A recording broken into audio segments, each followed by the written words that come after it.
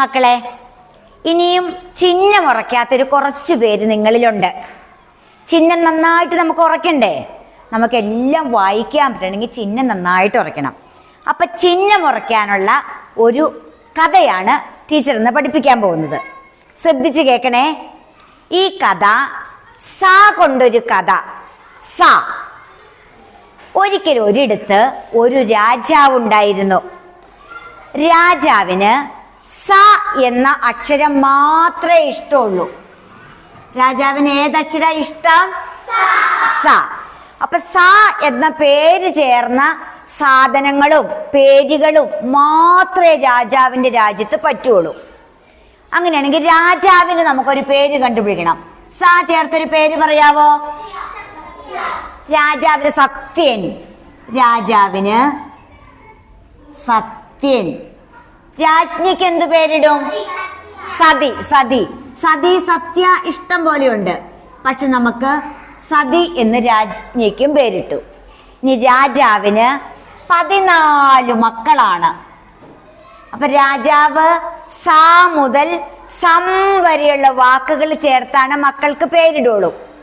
അപ്പൊ സ മുതല് സം വരെ സ, സാ, സി, സീ, സു, സൂ, സൃ, സേ, സേ, സൈ,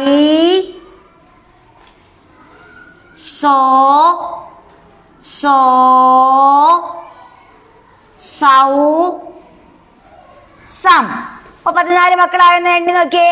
1 2 3 4 5 6 7 8 9 10 11 12 13 14. 14 മക്കൾക്ക് നമ്മൾ പേരിടാൻ പോവാ.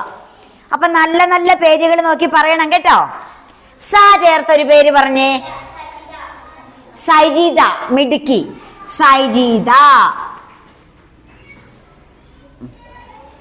സാ ചേർത്ത്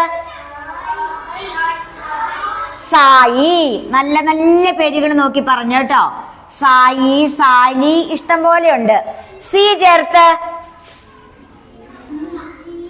സി, സി, സിനി, സിനി. സി ചേർത്ത് സീത. സു ചേർത്ത് സുപ്രിയ. നമ്മുടെ സുപ്രിയ കുട്ടിയുടെ പേരാണ് അല്ലേ? സുപ്രിയ. സൂ ചേർത്ത് സൂര്യ. ഇഷ്ടംപോലെ പേരുകളുണ്ട് സൂ ചേർത്തല്ലേ? നിങ്ങൾ വീട്ടിൽ പോയിട്ട് 5 പേരുകൾ വീതം എഴുതണം കേട്ടോ. ഇപ്പൊ നമുക്ക് ഓരോന്ന് എഴുതിയാൽ മതി. വീട്ടിൽ പോയിട്ട് 5 പേരുകൾ വീതം കണ്ടുപിടിച്ച് എഴുതണം. ഇനി സൃ. സൃ ചേർത്തൊരു പേര് പറയാവോ? സൃഷ്ട. സൃഷ്ട. സൃഷ്ട. സൃ ചേർത്ത പേരുകൾ കുറവാ അല്ലേ? എന്നാലും നിങ്ങൾ ആലോചിച്ച് നോക്ക്. സ്മൃതിയൊക്കെ സ്മൃതി, അത് സൃ അല്ല, സൃഷ്ട. സേ ചേർത്തൊരു പേര് പറഞ്ഞേ. സേ ചേർത്ത് സേ, സേ, സെലിൻ.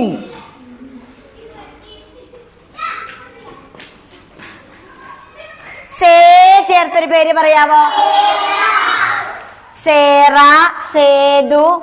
ഏതാ എഴുതണ്ട? സേറ എഴുതാം. സേറ.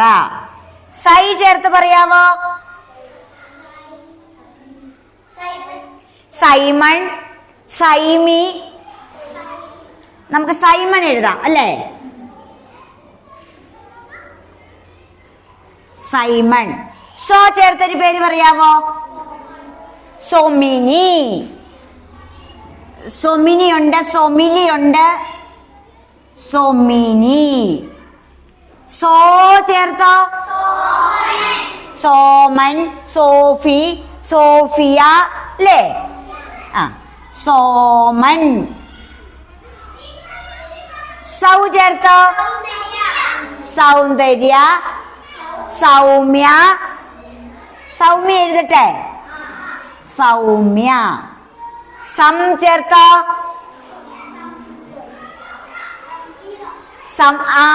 സംഗീത, സംവൃത, സംഹിത. സംഗീത എഴുതട്ടെ. ഇപ്പൊ രാജാവിന്റെ മക്കളുടെ പേരുകളെല്ലായി. ഒന്ന് വായിച്ചേ. സത്യൻ,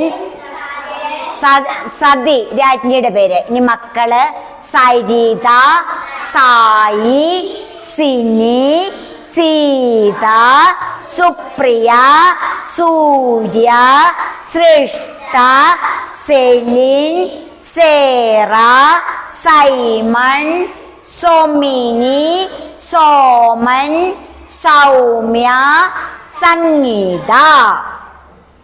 ഇനിയുണ്ട് പ്രത്യേകത.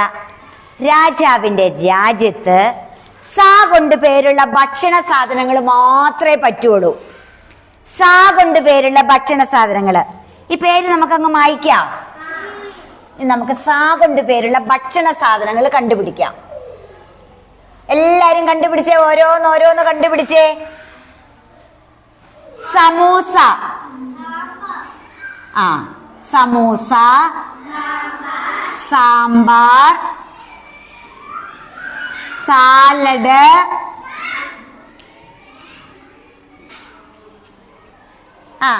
സുഖിയൻ. ഓർത്തോർത്ത് പറ. സുഖിയൻ,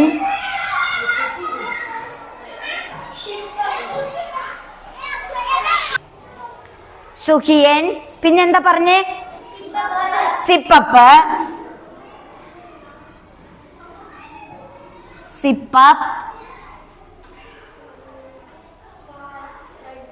soya, soya sauce, soya chunks. പിന്നെന്താ? Soya ball. ഇനി നമുക്ക് പേര് ഓർക്കുമ്പോ എഴുതാം. ഇനി രാജാവിന്റെ രാജ്യത്ത് സാ കൊണ്ടുള്ള കളികള്, വിനോദങ്ങൾ മാത്രമേ പറ്റുള്ളൂ. സാ ചേർന്ന വിനോദങ്ങൾ മാത്രമേ പറ്റുള്ളൂ. അപ്പൊ സിനിമ, സർക്കസ്,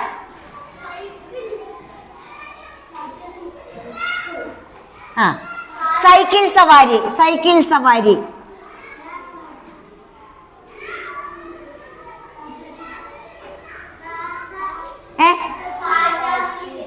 സാറ്റേ സീറ്റ്,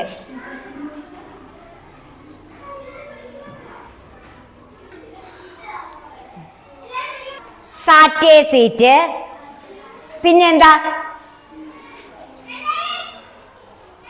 പിന്നെന്താ സാ ചേർത്തുള്ള കളികള്?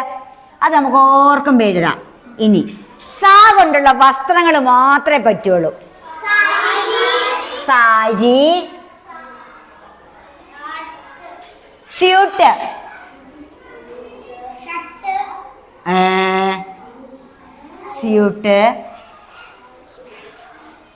സാരിയും സ്യൂട്ടും. പിന്നെ ഏതാ ഉള്ള സാ ചേർത്തുള്ള ഡ്രസ്സ്?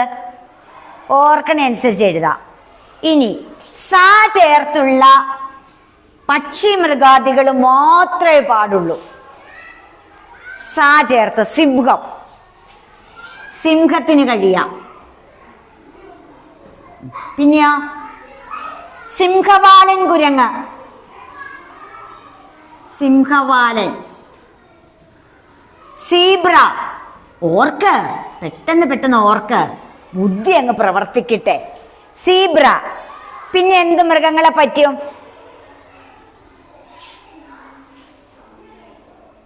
സർപ്പം.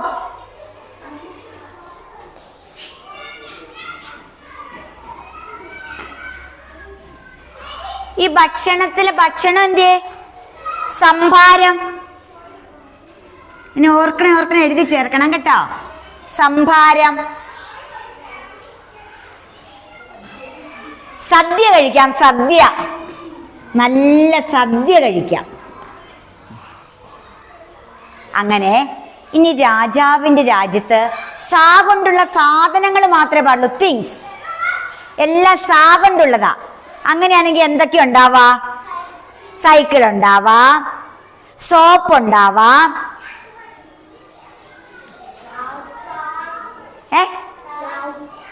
സാരി നമ്മൾ പറഞ്ഞല്ലോ, ഡ്രസ്സ്, സാരിയും സ്യൂട്ടും ഡ്രസ്സ്. ഇനി നിങ്ങൾ ആലോചിക്കണം. നിങ്ങൾ വീട്ടിൽ പോയി ആലോചിച്ച് സാ കൊണ്ടുള്ള ഒരുപാട് വാക്കുകൾ, സാധനങ്ങളുടെ പേരുകൾ, സോപ്പ് ഒക്കെ കണ്ടുപിടിക്കണം കേട്ടോ. ഓക്കെ.